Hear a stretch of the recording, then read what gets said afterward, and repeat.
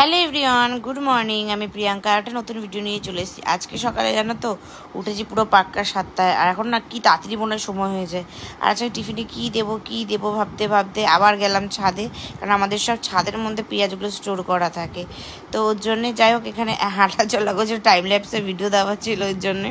তো এখানে আমি সব সবজি চপ করে নিলাম। এখানে মামামের জন্য টিফিন বানাচ্ছিলাম।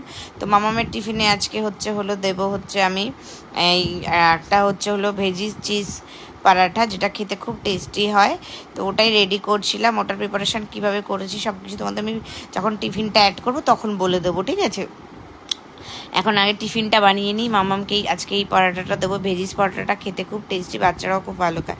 আর ওই দেখো মামাম ওদিকে নিজে জুতো পলিশ টলিশ করে খাবারও খেয়ে নিল। আর সকালবেলাটা আজকে মনে হচ্ছে জাস্ট আমার যুদ্ধ লেগেছিল, যে কীভাবে আমি তাড়াতাড়ি করে রেডি করালাম শুধু আমিই জানি। আর এই ব্যাগটা না খুব ভারী, জানো তো। আজকে জানাকে যখন স্কুলে দিচ্ছিলাম, আমি ভাই তোর ব্যাগটা আজকে এত ভারী কেন? আজকে প্রচুর বুকস ছিল, কপি ছিল। আগে কপি রেখে দিতে, এখন কপি রিটার্ন করে দেয়, যেহেতু সামনের মাসে হাফ ইয়ারলি।